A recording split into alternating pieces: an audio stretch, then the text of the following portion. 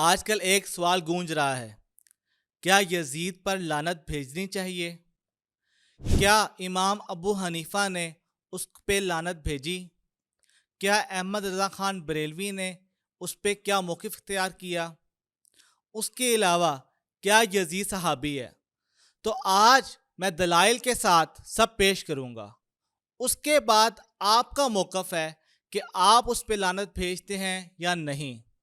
سب سے پہلے ابن زیاد کا ایک مشہور قول، اس نے کہا کہ یزید نے مجھے کہا کہ اگر امام حسین علیہ السلام کا سر اقدس آپ نہیں لے کے آتے تو میں تمہارا سر قلم کر دوں گا۔ اس کے بعد اگر ہم چلیں شام میں دارالخلافہ جہاں پہ موجود تھا یزید، تو ہم دیکھیں کیا وہاں فیصلہ ہوا؟ جو 72 تن شہید کیے گئے ان کے خون کا بدلہ لیا گیا، وہ بھی چھوڑ دیں۔ اب چلیں جب امام زین العابدین مدینہ شریف واپس آ گئے، ہر ہسٹری کی کتاب میں موجود ہے، ہر بندہ اس کو روایت کرتا ہے اور تمام مسلک اس بات کو مانتے ہیں۔ مدینہ شریف پہ حملہ کیا گیا، وہاں پر گھوڑے باندھے گئے، یہاں تک آتا ہے کہ گھوڑوں نے جب واش روم کیا تو پھر چھینٹیں ممبر پہ پڑی، کیا خانہ کعبہ کا طواف روکا گیا؟ پھر خانہ کعبہ پہ پتھر سے حملے کیے گئے، اس کے بعد وہاں پہ موجود صحابیوں کو شہید کیا گیا۔ پھر ایک اور لوجیکل سوال، خانہ کعبہ کا غلاف جلایا گیا۔ تمام کتابیں، تمام فقہ اس بات پر متفق ہے، سب ہوا۔ جب یہ ہوا تو آپ بتائیں، آپ سوچیں ایک لوجیکل ذہن سے، کیا آج کوئی بندہ، کوئی شخص اٹھ کے مسجد شہید کر دے، آپ اس کو چھوڑیں گے؟ آپ سے لعنت کریں گے یا نہیں؟ دوسری بات، یزید صحابی ہے کہ نہیں؟ اور امام حسین کے بارے میں آپ کو بتاتا ہوں، ہر جگہ موجود ہے۔ جب خاتم النبی رحمت العالمین محمد مصطفیٰ صلی اللہ علیہ وسلم کا دور تھا تو امام حسین علیہ السلام چھوٹے سے تھے، پھر آپ کس طرح ان کو پیار کرتے تھے؟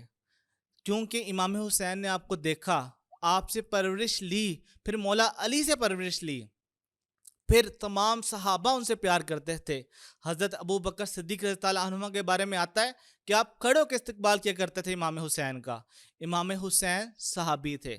اب بات آ گئی یزید کی، آپ اس کی ایج، وہ کب پیدا ہوا نکال کے دیکھ لیں، موجود ہے کہ وہ پیدا ہی خاتم النبی رحمت العالمین محمد مصطفیٰ صلی اللہ علیہ وسلم کے دور کے بعد ہوا۔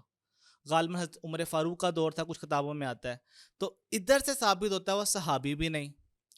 تو پھر افضل کے بارے میں آپ پھر لڑتے ہیں، شہزادوں کا نعوذ باللہ نام لیتے ہیں۔ تو آپ یہ دیکھیں، کوئی شخص احد پہاڑ جتنا صدقہ بھی کر دے تو میرے ایک صحابی جتنا نہیں ایک صحابی کے برابر نہیں ہو سکتا۔ تو بھائی وہ ایک صحابی ہیں امام حسین، یزید صحابی بھی نہیں۔ تیسرا، امام ابو حنیفہ کا موقف سکونت اختیار کی کہ نہیں، یہ موقف دینا کہ انہیں سکونت اختیار کی کسی کتاب سے ثابت نہیں، مجھے کوئی ایک کتاب لا کے دکھا دیں۔ اور دوسری بات، یہ سکونت سے پہلے کے علاوہ میں آپ کو ایک بات بتاتا ہوں، تمام فقہ اس بات پہ متفق ہیں کہ امام ابو حنیفہ کے دور کے اندر امام جعفر صادق تھے، آپ قاضی تھے، بادشاہ نے آپ کو کہا کہ ان کے خلاف فتویٰ دیا جائے، آپ نے اسے انکار کیا۔ انکار کرنے کی صورت میں آپ کو کوڑے پڑے، تمام مانتے کوڑے پڑے۔ اس کے بعد آپ کو قاضی کی سیٹ سے ہٹا دیا گیا، سب سے بڑا عہدہ تھا۔ اس کے بعد کیا ہوا؟ پھر آپ کو کہا گیا فتویٰ دیں، آپ نے نہیں دیا، آپ کو جیل بھیجا گیا۔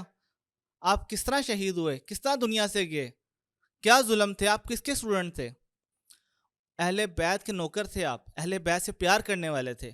تو پھر کیسے آپ کہہ سکتے ہیں امام ابو حنیفہ نے سکونت اختیار کی ہو؟ حالانکہ امام شافعی، امام احمد بن حنبل، ایون امام ابو حنیفہ، تمام امام غزالی نے بھی یہ بات نقل کی ہے کہ تمام ائمہ نے یزید پر لعنت بھیجی ہے، اور امام ابو حنیفہ نے کہا ہے اشارتاً بھی اور نام لے کے بھی آپ اس پہ لعنت بھیجیں۔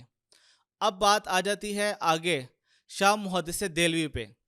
جب برِ صغیر میں اسلام آیا تب یہاں پہ کوئی کتب خانہ نہیں تھا، کوئی مدارس نہیں تھے، کچھ بھی نہیں تھا. شاہ محدث دہلوی مدینہ شریف سے بر صغیر میں آئے.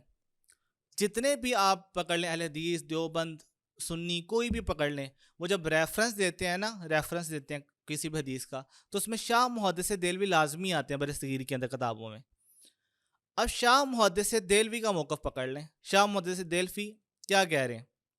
وہ کہہ رہے ہیں کہ ایسا شخص جو یزید کی حمایت کرے اس پہ افسوس ہے اور یزید پر لعنت ہے.